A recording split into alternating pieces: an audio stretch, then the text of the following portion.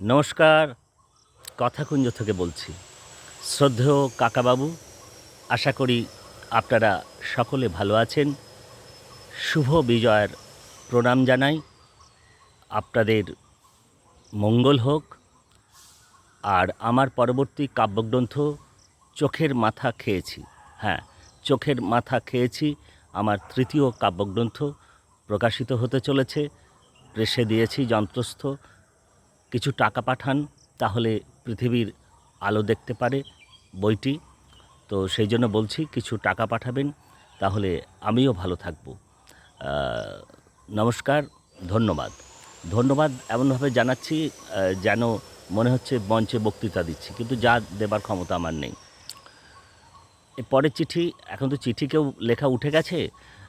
কত চিঠি লেখে লোকে, এখন এই লাইনটা মুছে গেছে। এখন মোবাইল এসেছে, স্মার্টফোনের যুগ। দেখা হলে কথা বলে না, রাস্তায় ধাক্কা লেগে যায় তবুও কথা বলে না।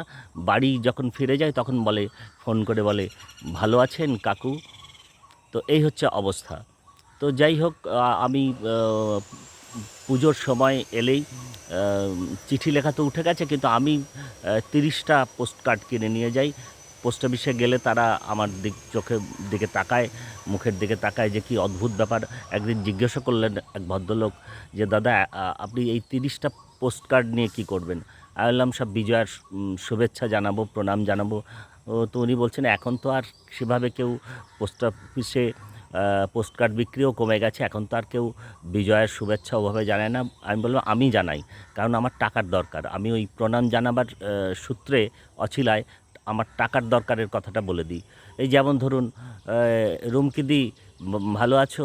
ভালো থেকো সকলে। ছোটদের স্নেহাশিস জানাই, শুভাশিস জানাই। তুমি আমার প্রণাম নিও, কিছু টাকা পাঠিও, তাহলে আমিও ভালো থাকবো। খুব দরকার টাকার, ধন্যবাদ। এই রকম এরকম সবাইকেই বিজয়ার শুভেচ্ছা, কাউকে ভালোবাসা, প্রণাম ইত্যাদি ইত্যাদি যাকে যেমন জানাচ্ছি। শেষে লিখছি, টাকা পাঠাও, টাকা পাঠাও, কিংবা টাকা পাঠান, টাকা পাঠান। কারণ টাকার খুব দরকার। টাকা না থাকলে সবই ফাঁকা। তো সুতরাং টাকা দরকার। তো আমার এই টাকার প্রয়োজন দেখে লোকে অনেকে ভাবে যে টাকার তো সকলের দরকার, এই লোকটা সবসময় টাকা টাকা করে ঘুরে বেড়াচ্ছে। কারণ টাকা না থাকলে তো কিছু হবে না। রামকৃষ্ণদেব যতই বলেন টাকা মাটি, মাটি টাকা, কিন্তু ওটা ওনার পক্ষে সম্ভব ছিল। আমি তো রামকৃষ্ণদেব নই, চৈতন্যদেব নই, বিবেকানন্দও নই, প্রশ্নই আসে না। তো সুতরাং আমি সাধারণ পথচারী মানুষ, আমার তো টাকা পয়সা দরকার, সকলের যেমন দরকার। সুতরাং একদিন রাস্তায় যেতে যেতে দেখছি লটারির বিজ্ঞাপন যেমন থাকে, 1 কোটি টাকা, এই লটারির টিকিট কেউ পেয়েছে, বা কোটি টাকার বিজ্ঞাপন।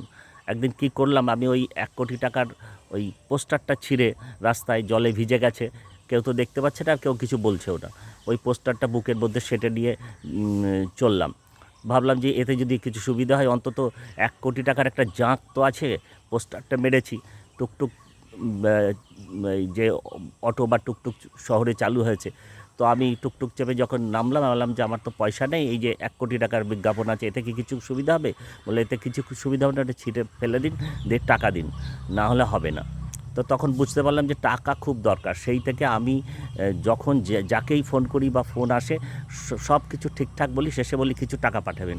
টাকা পাঠালে খুব উপকার হয়। সেদিন হসপিটালে 2জন আর্থ অসহায় মানুষ, তাদের ভর্তি করে দিয়েছি। তার মধ্যে আমার কাছে একটি টেলিফোন এলো, অমুক জায়গায় কিছু একটা দরকার আছে, যদি একটু আসেন, একটু সামাজিক টুকটাক ছোটোখাটো কাজকর্ম করি। তা বললাম, হ্যাঁ আমি যাব, কিন্তু হসপিটালে 2 অসহায় মানুষকে ভর্তি করেছি, কিছু টাকা পাঠাবেন। কারণ টাকা না হলে তো সবই ফাঁকা, অতএব টাকা পাঠান, তবে আমি যাব। তো টাকার এতটাই দরকার। সুতরাং হাত তুলে চৈতন্য হয়ে বসে থাকলে তো হবে না। ওই টাকা পাঠাও, টাকা পাঠাও, এটা খুবই দরকার। তো আজকে এরকম রাস্তায় যেতে যেতে হঠাৎ মনে পড়ল যে একটু আমার টাকার প্রয়োজনীয়তার কথাটা একটু বলি, তাছাড়া তো উপায় নেই, সব কিছুতেই টাকা লাগবে। তো ঠিক আছে, আজকের কথাকুঞ্জ একটু অন্যরকম আপনাদের শোনালাম। আপনারা সকলে ভালো থাকতে চেষ্টা করবেন, আর টাকা পাঠাবেন। হ্যাঁ, যে যেমন করে পারেন। আমার তো ওই ঠিকানা আপনারা জানেন, টেলিফোন নাম্বার জানেন, হোয়াটসঅ্যাপ জানেন, টাকা পাঠিয়ে দেবেন, তাহলে আরও ভালো হবে। তো ঠিক আছে, এটা একটু ওই কী বলবো, একটু টকঝাল মিষ্টি আর কি। কাউকে টাকা পাঠাতে হবে না, যথার্থই ওই নিজের সৎভাবে যেটুকু পারা যায় উপার্জন করে হাসি মুখে চলতে হবে, মানুষের পাশে থাকতে হবে। এগুলোই আমাদের মানে প্রত্যেকটি মানুষেরই একটা মানব ধর্ম তো থাকা দরকার। সেটাই আমার নিজের ক্ষেত্রেও প্রযোজ্য। সুতরাং টাকা কাউকে পাঠাতে হবে না, তবে ভালোবাসাটা দরকার। আপনারা সকলেই নিয়মিত কথাকুঞ্জ দেখছেন, মূল্যবান মতামত দিচ্ছেন। ভালোবাসাটা খুব প্রয়োজন আছে, ভালোবাসার স্পর্শ দরকার। তো আপনার তো আমি তো বলি যে সাবস্ক্রাইব করতে কোনো পয়সা কড়ি লাগে না, একটু ভালোবাসার স্পর্শ লাগে।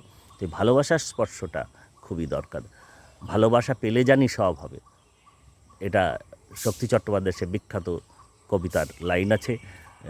আরও একটা বিখ্যাত লাইন আছে, ভালোবাসা এখনও ভালোবাসা পিঁড়ি পেতে রেখেছিল, এখনও কেউ সেখানে এসে বসেনি, কবে বসবে জানি না।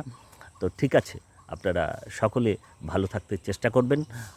আর আজকের কথাকুঞ্জ তাহলে এখানে শেষ করছি।